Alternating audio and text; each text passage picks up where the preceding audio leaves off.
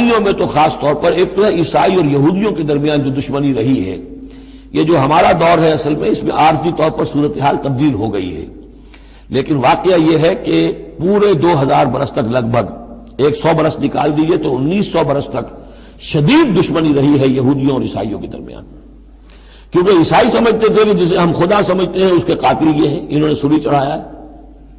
یہودی سمجھتے تھے کہ کافر جو تھا، مرتد جو تھا، جادوگر تھا، ولد الحرام تھا، ولد الزنا تھا، اسے یہ خدا کا بیٹا بنائے پھرتے ہیں۔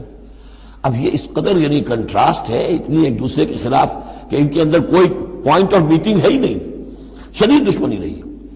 اسی طریقے سے عیسائیوں کے اندر پھر جو فرقے بنے ہیں اور ان میں جو خانہ جنگی ہوئی ہے، پوری انسانی تاریخ اس کی مثال پیش کرنے سے قاصر ہے۔ ایک اتنی موٹی کتاب لکھی ایک صاحب نے، لندن میں ہے، بلڈ آن دی کراس، صلیب پر خون، وہ جو کتاب ہے وہ بتاتی ہے، میں حیران رہ گیا پڑھ کر، ہم لوگ نہیں واقف ہیں ان کی تمام چیزوں سے، یورپ میں جو کچھ ہوتا رہا ہے عیسائیوں کے فرقوں کے مابین، کیتھولکس اور پروٹیسٹنٹس کے درمیان، اس کی ہلکی سی جھلک اب بھی آئرلینڈ میں نظر آتی ہے۔ کسی طریقے سے ہمارے ہاں شیعہ سنی فساد کبھی نہیں ہوا عثمانی میں، کہیں محرم کے موقع پر ہو جاتا تھا، ان دنوں وہ سیاسی معاملات زیادہ ہو گئے ہیں، ورنہ فساد کی نوبت بہت کم آئی، بہت کم، لیکن خون ریزی، قتل اور غارت گری جو وہاں ہوئی ہے اس کی کوئی مثال نہیں دنیا میں۔ فَأَغْرَيْنَا بَيْنَهُمُ الْعَدَاوَةَ وَالْبَغْضَاءَ إِلَىٰ يَوْمِ الْقِيَامَةِ، ہم نے ڈال دی ان کے مابین دشمنی اور بغض قیامت تک کے لیے، وَسَوْفَ يُنَبِّئُهُمُ اللَّهُ بِمَا كَانُوا يَصْنَعُونَ، اور پھر اللہ تعالیٰ جتلا دے گا انہیں قیامت کے دن جو کچھ وہ کرتے رہے تھے۔ یا اہل الکتاب قد جاءکم رسولنا، اب یہ وہی انداز ہے جو سورہ نساء کے آخر میں تھا، اے کتاب والو، قد جاءکم رسولنا، آ گیا ہے تمہارے پاس ہمارا رسول صلی اللہ علیہ وسلم، یبین لکم کثیرا مما کنتم تخفون، جو ظاہر کر رہا ہے تم پر اکثر وہ چیزیں جو تم چھپا رہے تھے، من الکتاب، کتاب میں سے، ویعفو عن کثیر، ابھی بہت سی چیزوں سے تو درگزر بھی کر رہا ہے، تمہارے سارے بھانڈے نہیں پھوڑے اس نے۔ قد جاءکم من اللہ نور و کتاب مبین، آ چکا ہے تمہارے پاس اللہ کی طرف سے نور بھی اور روشن کتاب بھی۔ یہ مقام قرآن کا ایسا ہے کہ یہاں نور سے مراد احتمال میں حضور کی شخصیت بھی ہو سکتی ہے۔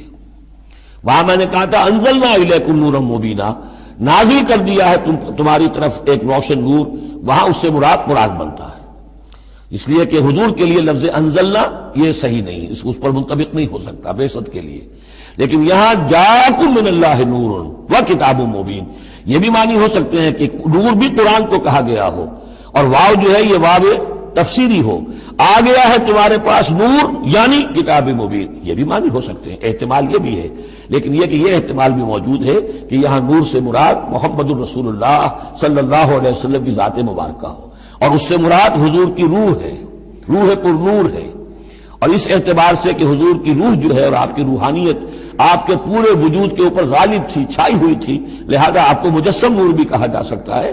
یہ صرف یوں سمجھیے استعارے کا انداز ہے، اس میں کوئی حرج کی بات نہیں۔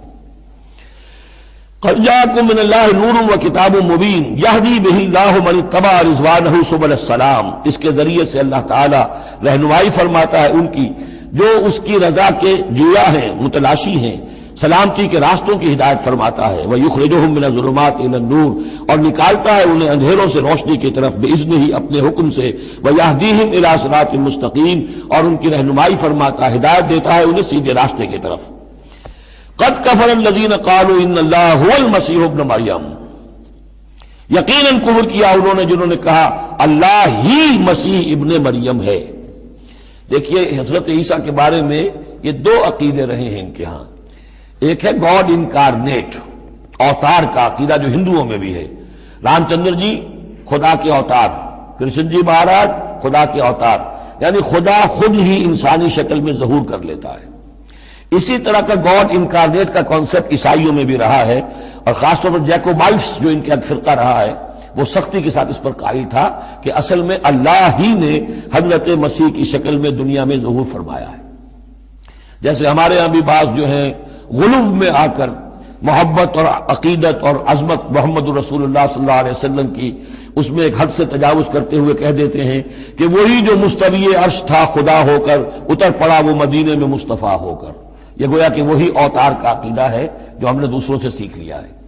اسی طریقے کی بات یہ ہے ان کے ہاں لقد کفر الذین قالوا ان اللہ هو المسیح ابن مریم، ان لوگوں نے بھی کفر کیا جنہوں نے کہا کہ اللہ ہی ہے، مسیح ابن مریم جو ہے حقیقت میں اللہ ہی ہے جو اس شکل میں ظاہر ہوا ہے۔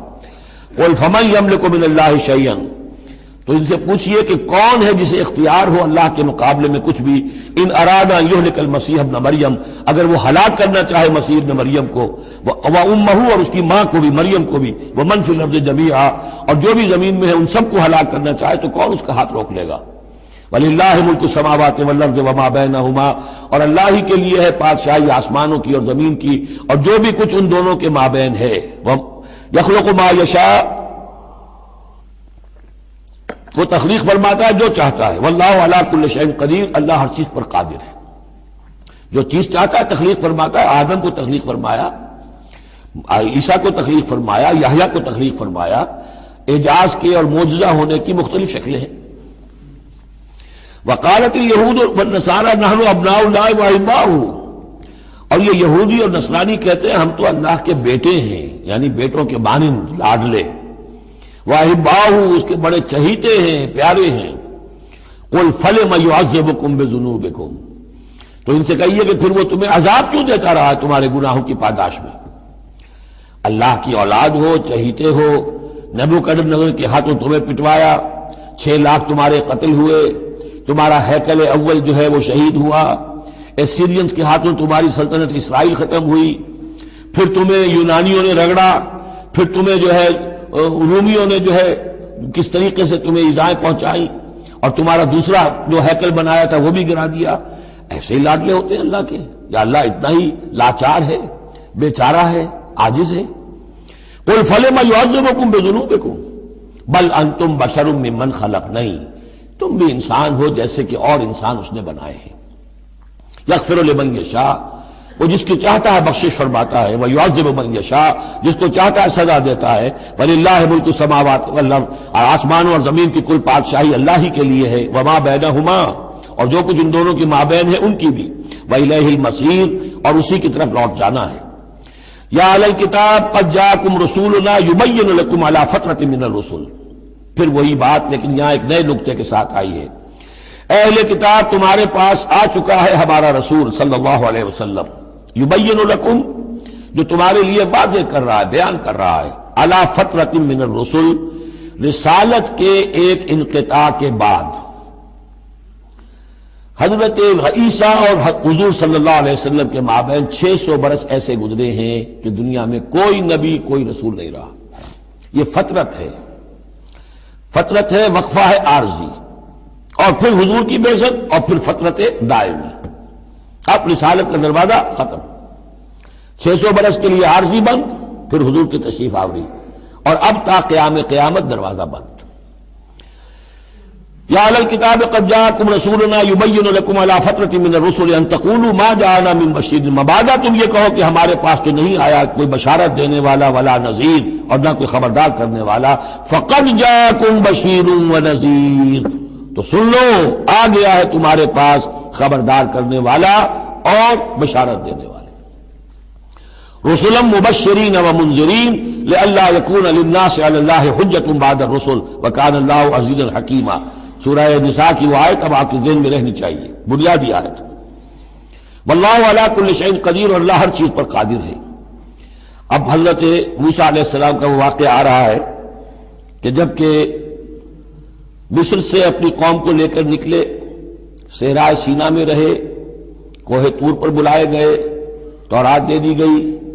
اب اس کے بعد انہیں حکم ہوا کہ فلسطین میں داخل ہو جاؤ، اور وہاں جو مشرک اور کافر قومیں آباد تھیں، فلسطی کہلاتے تھے، ان کو تم ان کے ساتھ جنگ کرو، انہیں وہاں سے نکالو، اور یہ تمہارے لیے ارض مقدس اللہ کی طرف سے موعود ہے، اس لیے کہ تمہارے ابراہیم، تمہارے جد امجد تھے وہ یہی تھے، یہی حضرت اسحاق تھے، یہیں سے پھر حضرت یعقوب کے زمانے میں حضرت یوسف علیہ السلام جب مصر چلے گئے تھے تو یہاں سے تمہاری منتقلی مصر ہوئی تھی۔ اب جو اپنا اصل گھر ہے جاؤ اسے حاصل کرو۔ لیکن جب جنگ کا موقع آیا پوری قوم نے کوڑا جواب دے دیا کہ ہم جنگ کرنے کے لیے تیار نہیں۔ اس پر حضرت موسیٰ علیہ السلام کی مزاج میں جو تلخی پیدا ہوئی، اور طبیعت کے اندر یوں سمجھیے بیزاری کی شدت پیدا ہوئی، وہ آپ دیکھیے گا کہ ہم یہ سمجھتے ہیں کہ رسول جو ہے وہ اپنی امت کے حق میں شفقت ہی شفقت ہوتا ہے، شفقت بھی ہے، جیسے اللہ کا معاملہ رؤوف بھی ہے، ودود بھی ہے، لیکن عزیز انتقام بھی ہے، انتقام لینے والا بھی ہے۔ یہ دونوں شانیں ہیں۔ رسول کا معاملہ بھی یہی ہے، شفیق بھی ہے لیکن غیور بھی ہے، دین کی غیرت اس میں ہے، آپ سے بڑھ کر اللہ کے دین کی غیرت اس میں ہے، تو آخر ظاہر بات ہے کہ آپ کے طرز عمل سے بیزاری بھی ہوگی۔ پھر ان دونوں چیزوں کو سامنے رکھیے۔ اور یہ بات ذرا میں عرض کر دوں، تھوڑی سا نکتہ ہے سمجھنے کا، کہ چونکہ اس قوم کو اب تک بہت سا تجربہ ہوا تھا معجزوں کا، پیاس لگی، ہم سورہ بقرہ میں پڑھ آئے ہیں، ایک ضربی چٹان پر 12 چشمے پھوٹ گئے، کوئی محنت تو کرنی نہیں پڑی۔ بھوک لگی، من و سلوہ نازل ہو گیا۔ دھوپ لگی، سائبان جو ہے وہ ابر کا سائبان ساتھ ساتھ چل رہا ہے۔ سمندر راستے میں آیا، پھٹا، اس نے راستہ دے دیا۔ تو اس سے یہ بھی کہا جا سکتا ہے کہ اس لاڈ پیار کی وجہ سے بگڑ گئے تھے، اور یہی حکمت ہے کہ حضور کی پوری زندگی میں آپ کو اس طرح کا کوئی معجزہ نظر نہیں آتا۔ مسلمانوں، جو کرنا ہے اپنی جان دے کر، ایثار سے، قربانی سے، محنت سے، مشقت سے، بھوک جھیل کر، فاقے برداشت کر کے کرو۔ یہ بہت اہم نکتہ ہے، سمجھ لیجیے۔ یہ عادی ہو گئے تھے۔ وَإِذْ قَالَ مُوسَىٰ لِقَوْمِهِ يَا قَوْمِ اذْكُرُوا نِعْمَةَ اللَّهِ عَلَيْكُمْ إِذْ جَعَلَ فِيكُمْ أَنْبِيَاءَ وَجَعَلَكُمْ مُلُوكًا، اور یاد کرو جب کہ موسیٰ نے کہا اپنی قوم سے، میری قوم کے لوگوں، اور تورات سے معلوم ہوتا ہے، بک آف ایکسوڈس جو ہے 6 لاکھ کی نفری تھی ان کی جب یہ نکلے ہیں مصر سے۔ اب ان میں بوڑھے بھی، بچے بھی اور عورتیں بھی، ان کو نکال دیجئے تو کم سے کم 1 لاکھ تو ہوں گے کہ جو ایسے لوگ ہوں کہ جو جنگ کی صلاحیت رکھتے ہوں، اور نیچے جائیے برسبیل تنزل تو 50,000 تو ہوں گے، لیکن ان کا حال کیا ہوا وہ دیکھ لیجئے۔ یا قوم اذکروا نعمت اللہ علیکم، میری قوم کے لوگوں، اللہ کے اس انعام کا احساس کرو جو تم پر ہوا ہے۔ اذ جعل فیکم انبیاء، جبکہ تمہارے اندر اس نے نبی اٹھائے، یعنی خود میں نبی ہوں، میرے بھائی ہارون نبی ہیں، حضرت موسیٰ نبی تھے، حضرت یوسف نبی تھے جو آئے تھے۔ وجعلکم ملوکا، اور تمہیں بادشاہ بنایا ہے۔ بادشاہ بنایا ہے تو ظاہر بات ہے اس وقت تک اگرچہ ان کی بادشاہت تو قائم نہیں ہوئی تھی، ہو سکتا ہے یہ پیشین گوئی ہو کہ جو بتائی جا رہی ہو کہ آئندہ تمہیں اللہ تعالیٰ زمین کی سلطنت بھی اور خلافت بھی دینے والا ہے، جیسے کہ حضرت داؤد اور حضرت سلیمان کے زمانے میں ہوئی۔ ایک رائے یہ بھی ہے کہ چونکہ حضرت یوسف کے زمانے میں بڑا اقتدار حاصل ہو گیا تھا، بادشاہ تو نہیں تھے لیکن یہ کہ واقعتاً بادشاہوں کے بھی، جن کو کہتے ہیں کہ پیرزادے ہونے کے اعتبار سے بادشاہوں کے بھی مخدوم تھے اور ممدوح تھے، تو شاید اس کی طرف اشارہ ہو۔ وَآتَاكُم مَّا لَمْ يُؤْتِ أَحَدًا مِّنَ الْعَالَمِينَ، اور تمہیں وہ ساری چیزیں دیں جو پوری دنیا میں تمام جہان والوں میں کسی کو نہیں دی۔ یا قوم ادخلوا الارض المقدسۃ التي كتب اللہ لکم، اے میری قوم کے لوگوں اب داخل ہو جاؤ اس ارض مقدس میں، اس فلسطین میں جو اللہ نے تمہارے لیے لکھ دی ہے، اللہ کا فیصلہ ہے، تمہیں ملے گی۔ ولا ترتدوا على ادبارکم، اور اب اپنی پیٹھوں کے بل نہ واپس نہ پھرنا، فتنقلبوا خاسرین، اگر ایسا کرو گے تو خسارے میں رہو گے۔ قالوا یا موسیٰ ان فیہا قوما جبارین، انہوں نے کہا موسیٰ ہم فلسطین میں داخل ہو جائیں، اس میں تو بڑی جابر قوم ہے، بڑی طاقتور قوم ہے، قداور لوگ ہیں، لعیم ہے، جسیم ہے۔ ان فیہا قوما جبارین وانا لن ندخلها حتى يخرجوا منها، ہم اس زمین میں داخل نہیں ہوں گے، اپنے قدم نہیں بڑھائیں گے جب تک کہ وہ وہاں سے نکل نہ جائیں۔ وَإِن يَخْرُجُوا مِنْهَا فَإِنَّا دَاخِلُونَ، وہ نکل جائیں پھر ہم داخل ہو جائیں گے۔ قَالَ رَجُلَانِ مِنَ الَّذِينَ يَخَافُونَ، کہا 2 اشخاص نے کہ جو خوف رکھتے تھے اللہ کا بھی، انعم اللہ علیہما، اللہ نے بھی ان پر انعام کیا تھا۔ یہ 2 شاگرد تھے جو قریبی صحابی یا حواری تھے حضرت موسیٰ کے۔ یوشع ابن نون تو وہ ہے کہ جو پھر ان کے بعد جانشین بھی ہوئے، اور گمان غالب یہی ہے کہ وہ نبی بھی تھے، اور دوسرے تھے کالب بن یفنہ۔ تو ان دونوں نے اپنے قوم کے لوگوں کو سمجھانا چاہا۔ قال رجلان من الذين يخافون انعم الله عليهما ادخلوا عليهم الباب، ہمت کرو دروازے میں ایک دفعہ گھسو تو صحیح۔ فاذا دخلتموه فانكم غالبون، جب تم داخل ہو جاؤ گے تو غلبہ تمہیں مل جائے گا۔ وعلى الله فتوکلوا، اللہ پر توکل کرو، ان کنتم مؤمنین، اگر تم مومن ہو۔ قالوا یا موسیٰ انا لن ندخلها ابدا، انہوں نے کہا موسیٰ ہم تو کبھی بھی، یہ ترجمہ کبھی بھی اصل میں کیا گیا ہے اس مصحف میں بھی لیکن یہ گرامر کے اندر عربی محاورے میں ابدا ہرگز ہرگز ہم ہرگز ہرگز داخل نہیں ہوں گے. یا موسیٰ لن ندخلها ابدا، ہم ہرگز داخل نہیں ہوں گے ما داموا فیہا، جب تک کہ وہ اس میں موجود ہیں. فاذهب انت وربک، جاؤ تم اور تمہارا رب. اور یہ میری طرف سے اضافہ کر لیجئے، ساتھ اپنی لٹھیاں بھی لے جاؤ. یہ تمہارا عصا جو ہے اتنے بڑے بڑے کارنامے دکھائے ہیں، یہ بھی ساتھ لے جاؤ. فاذهب انت وربک فقاتلا، اور جا کے قتال کرو. انا ہاہنا قاعدون، ہم تو یہاں بیٹھے ہیں. ضمیر جنبت نہ جنبت گم رہو محمد، ہم تو یہاں ٹکے ہوئے، ہم نہیں ہلیں گے. قال رب، اب دیکھیے بیزاری، وہی حضرت موسیٰ سورہ قصص میں آپ واقعہ پڑھیں گے کہ قبطی جو تھا وہ مار رہا تھا ایک اسرائیلی کو، تو اس کی طرف سے پھر مدافعت کرتے ہوئے حضرت موسیٰ نے ایک مکہ رسید کیا اور اس قبطی کی جان نکال دی. فوقذہ موسیٰ فقضى علیہ، اس وقت اتنی محبت اپنی قوم سے. اور اب کیا حال ہے؟ قال رب انی لا املک الا نفسی واخی، انہوں نے عرض کیا پروردگار مجھے تو اختیار نہیں ہے سوائے اپنی جان کے اور اپنے بھائی ہارون کی جان کے. ففرق بیننا، باقی یہ پوری قوم انکار کر رہی ہے تو اب تفریق کر دے، علیحدہ کر دے، جدائی ڈال دے ہمارے مابین، وبین القوم الفاسقین، اور ان ناہنجار لوگوں کے درمیان. میں اب ان کے ساتھ رہنا نہیں چاہتا. آج کی اصطلاح میں ہم کہہ سکتے ہیں میرا استعفیٰ قبول فرما لے، کہ میں اب ان کے ساتھ نہیں رہنا چاہتا. ان کی ناہنجاری، جو کچھ انہوں نے دیکھا ہے، میرے ہاتھوں سے جو معجزے دیکھے ہیں، میرے اور ان کے درمیان اب تفرقہ پیدا کر دے.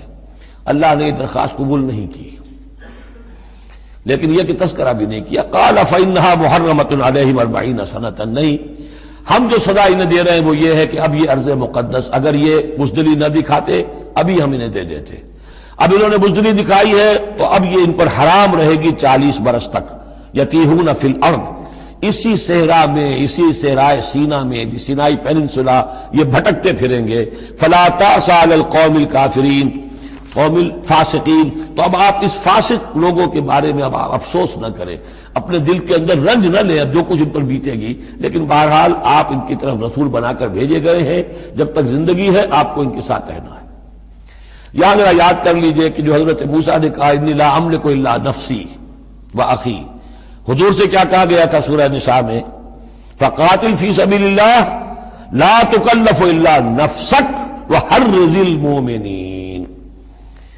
اے نبی آپ اللہ کی راہ میں قتال کیجئے، آپ پر ذمہ داری نہیں ہے سوائے اس کے کہ آپ کی اپنی جان ہے، اور آپ اہل ایمان کی جتنی تحریض، ترغیب، تشویق، جتنے ان کے ایمان کے جذبات کو اپیل کرنا ممکن ہے کیجئے بس. وَاتْلُ عَلَيْهِمْ نَبَأَ ابْنَيْ آدَمَ بِالْحَقِّ. اب یہ معاملہ ہو رہا ہے قتل ناحق کے سلسلے میں، ملک میں فساد مچانے کے سلسلے میں، چوری ڈاکے کے سلسلے میں، کیا ان کی اہمیت ہے، کیا اس کے پھر سزائیں ہیں. وَاتْلُ عَلَيْهِمْ نَبَأَ ابْنَيْ آدَمَ بِالْحَقِّ، اور اے نبی ان کو پڑھ کر سنائیے آدم کے 2 بیٹوں کی کہانی یا قصہ حق کے ساتھ. اِذْ قَرَّبَا قُرْبَانًا، جبکہ ان دونوں نے قربانی پیش کی. ایک حابیل قابیل، اور ایک ان میں سے گنریے کا کام کرتے تھے، بھیڑیں بکریاں چراتے تھے، ایک کاشتکار تھے. تو دونوں نے کچھ اپنی جنس لے کر آئے اور دوسرے جو ہے وہ کچھ اپنے کوئی جانور لے کر آئے، اللہ کے لیے نذر کے طور پر پیش کیا. فَتُقُبِّلَ مِنْ أَحَدِهِمَا وَلَمْ يُتَقَبَّلْ مِنَ الْآخَرِ، تو ان میں سے ایک کی بھی جو قربانی تھی قبول کر لی گئی اور دوسری کی قبول نہیں کی گئی. یہ کیسے معلوم ہوا؟ یہ میں بتا چکا ہوں آپ کو کہ اس وقت کا معاملہ یہ تھا کہ قربانی کی قبولیت کی علامت یہ ہوتی تھی کہ آسمان سے ایک شعلہ سا نیچے اترتا تھا اور وہ اس کو بھسم کر دیتا تھا، گویا کہ اللہ نے قبول فرما لی. قال لأقتلنک، اب جس کی یہ قبول نہیں ہوئی تھی اس نے کہا اپنے بھائی سے جس کی قبول ہو گئی تھی حسد کی آگ میں جل کر میں تمہیں قتل کر دوں گا. قال انما يتقبل اللہ من المتقین، انہوں نے کہا بھائی جان اس میں میرا کیا قصور ہے، یہ تو اللہ تعالیٰ کا قاعدہ ہے، قانون ہے، وہ صرف متقیوں ہی سے قبول کرتا ہے. لئن بسطت الی یدک لتقتلنی، اگر آپ اپنا ہاتھ بڑھائیں گے مجھ پر، چلائیں گے مجھے قتل کرنے کے لیے، ما انا بباسط یدی الیک لیقتلک، تو بھی میں اپنا ہاتھ نہیں چلاؤں گا، نہیں بڑھاؤں گا کہ آپ کو قتل کروں، یعنی یہ ایک طرفہ قتل ہوگا آپ کا. انی اخاف اللہ رب العالمین، مجھے تو اللہ کا خوف ہے جو تمام جہانوں کا پروردگار ہے.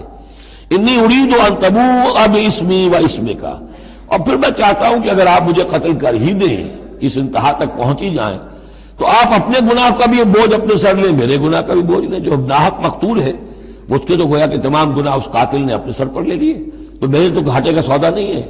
What do I stand to lose؟ آخر میری کوئی خطائیں ہیں، میری کوئی غلطیاں ہیں، کوئی گناہ میں نے کیے ہوں گے.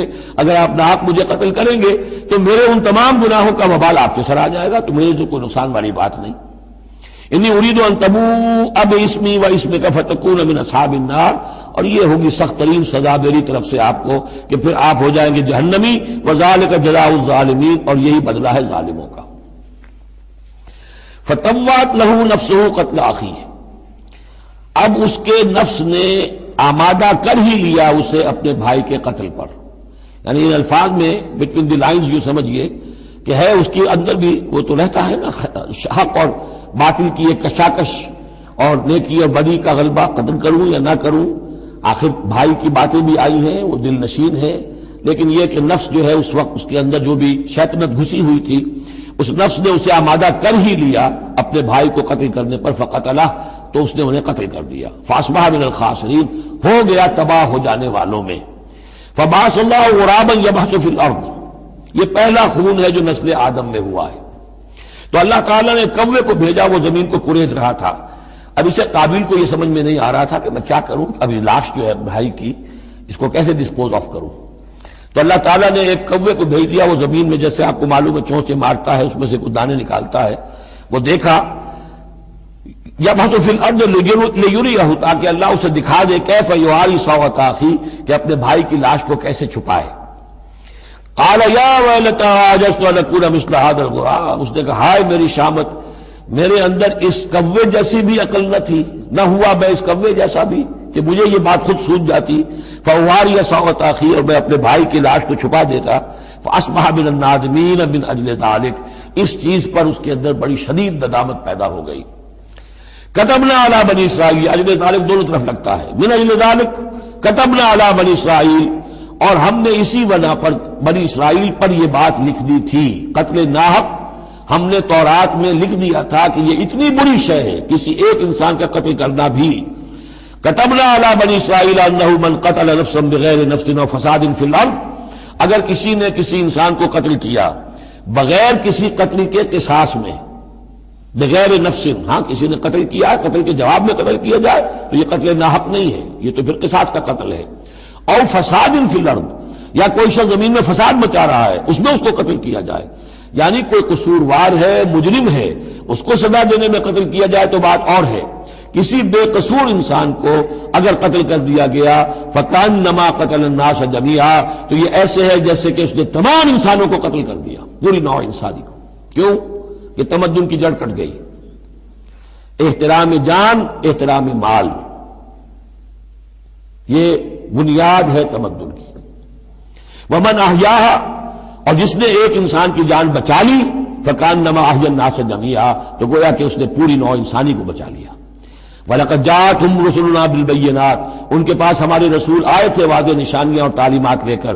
ثُمَّ إِنَّ كَثِيرًا مِّنْهُمْ بَعْدَ ذَلِكَ فِي الْأَرْضِ لَمُسْرِفُونَ، لیکن اس کے بعد بھی ان میں سے بہت سے لوگ ہیں کہ جو زمین میں اسراف اور فساد اور دسترازی کرتے پھر رہے ہیں. انما جزاء الذین یحاربون اللہ ورسولہ، اب یہ وہ آ رہی ہے محاربے کی آیت ہے. اگر اسلامی ریاست ہے اور اس میں کوئی گروہ ہے جو فتنہ و فساد مچا رہا ہے، کوئی دہشت گردی کر رہا ہے، خون ریزی کر رہا ہے، قتل و غارت کر رہا ہے، راہزنی کر رہا ہے، ڈاکے ڈال رہا ہے، گینگ ریپ ہو رہے ہیں، تو ان کی سزا کیا ہے؟ انما جزاء الذین یحاربون اللہ ورسولہ، لیکن یہ اسلامی ریاست کی ہے جس میں اسلامی قانون نافذ ہوں. اصل میں سزائیں بھی جو ہیں وہ اسی معاشرے میں جس میں کہ باقی سارا اسلام کا نظام بھی قائم ہو. ورنہ نظام یہ ہو جھوٹی گواہیاں دینے والے موجود ہوں، ایمان فروش موجود ہوں، ججوں کو خریدا جا سکتا ہو، اور اس میں یہ سخت قوانین بنا دیے جائیں، تو پھر اس سے جو نتائج نکل رہے ہیں وہ بجائے یہ کہ شریعت کو کوئی نیک نامی ملے، شریعت بدنام ہوتی ہے الٹی. تو پورا نظام جیسا کہ میں نے کہا تھا کہ لا جو ہے قانون وہ سسٹم کو سبسرو کرتا ہے. سسٹم صحیح ہو اب وہ قانون صحیح جو ہے اسے سپورٹ کرے گا اور اسے برقرار رکھے گا، اس کی حفاظت کا ذمہ دار ہوگا. انما جزاء الذین یحاربون اللہ ورسولہ، یقیناً بدلہ ان لوگوں کا کہ جو محاربہ کرتے ہیں، چیلنج کرتے ہیں اللہ کو اور اس کے رسول کو، یعنی اسلامی ریاست کو. وَيَسْعَوْنَ فِي الْأَرْضِ فَسَادًا، اور زمین میں وہ فساد مچاتے پھرتے ہیں. أَن يُقَتَّلُوا، کہ انہیں قتل کیا جائے. بلکہ یقتلوا نہیں ہے، یقتلوا، ان کے ٹکڑے کیے جائیں، تقتیل، یقتلوا تقتیلا، اور یسلبوا یا انہیں سولی چاہا جائے، اور تقطع ایدیہم وارجلہم من خلاف، یا ان کے ہاتھ اور پاؤں مخالف سمتوں سے کاٹا جائے، ایک ہاتھ کاٹ دیا جائے، ایک پاؤں کاٹ دیا جائے، اور ینفوا من الارض، یا انہیں ملک بدر کر دیا جائے، ذالک لہم خزی فی الدنیا، یہ تو ہے ان کے لیے دنیا کی زندگی میں رسوائی، وَلَهُمْ فِي الْآخِرَةِ عَذَابٌ عَظِيمٌ، اور آخرت میں ان کے لیے مزید بہت بڑا عذاب ہے۔ إِلَّا الَّذِينَ تَابُوا مِن قَبْلِ أَن تَقْدِرُوا عَلَيْهِمْ، سوائے اس کے کہ جو لوگ توبہ کر لیں اس سے پہلے کہ تم ان پر قابو پاؤ۔ ایک تو یہ ہے کہ توبہ کر لی ہے، ابھی وہ ڈاکو پکڑے نہیں گئے، پکڑے جانے سے پہلے توبہ کر رہے ہیں، اس میں رعایت کی گنجائش ہے، لیکن جب پکڑے گئے اب توبہ کا دروازہ بند ہو گیا۔ إِلَّا الَّذِينَ تابوا من قبل ان تقدروا علیہم، سوائے ان کے کہ جو توبہ کر لیں اس سے پہلے کہ تم ان کے اوپر قابو پاؤ، فاعلموا ان اللہ غفور الرحیم، تو ان کے ساتھ نرمی کی جا سکتی ہے، تو جان لو کہ اللہ تعالیٰ غفور اور رحیم ہے۔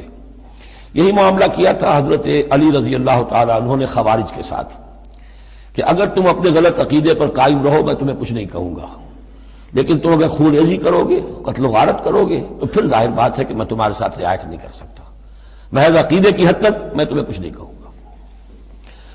یا ایھا الذین آمنوا اتقوا اللہ وابتغوا الیہ الوسیلۃ وجاہدوا فی سبیل اللہ لعلکم تفلحون، اہل ایمان اللہ کا تقوی اختیار کرو اور اس کی جناب میں اس کا قرب تلاش کرو۔ اس لفظ نے بھی کافی لوگوں کو پریشان کیا ہے۔ وسیلے کا لفظ اردو میں آتا ہے تو ذریعے کے معنی میں آتا ہے، وسیلہ ذریعہ، کسی تک پہنچنے کا ذریعہ، سفارش کے لیے کسی کو وسیلہ بنا لیا، کسی کو ذریعہ بنا لیا۔ عربی میں وسیلہ کے یہ معنی نہیں ہے، عربی میں وسیلے کے معنی قرب ہے صرف۔ بدقسمتی سے بعض تو الفاظ ایسے ہیں کہ جو عربی میں ان کا مفہوم بالکل کچھ اور ہے، اردو میں کچھ اور ہے، بعض ایسے ہیں کہ کچھ تھوڑا تھوڑا فرق ہے۔ جیسے ذلیل کا لفظ ہے، عربی میں اس کے معنی ہے صرف کمزور، اردو میں اس کے معنی ہے کمینے کے، زمین و آسمان کا فرق آ گیا۔ جیسے کہ ہم پڑھ آئے ہیں وَلَقَدْ نَصَرَكُمُ اللَّهُ بِبَدْرٍ وَأَنْتُمْ أَذِلَّةٌ، اے مسلمانوں یاد کرو اللہ نے تمہاری مدد کی تھی بدر میں جبکہ تم بہت کمزور تھے۔ اب اگر وہاں ذلیل کا ترجمہ اردو والا کر دیا جائے تو پھر ہمارے ایمان کے لالے پڑ جائیں گے۔ اسی طریقے سے عربی میں جہل کے معنی جو ہے وہ جذباتی ہونا ہے، ان پڑھ ہونا نہیں، پڑھے لکھے جاہل ہو سکتے ہیں، جذباتی ہیں، اکھنڈ ہے، اکھڑ مزاج کے لوگ ہیں، وہ غیر عالم کو جاہل نہیں کہتے، لیکن اردو میں جاہل کہتے ہیں جو ان پڑھ ہو۔ اسی طریقے سے یہ لفظ وسیلہ ہے، اس کا جو اصل مفہوم ہے قرب۔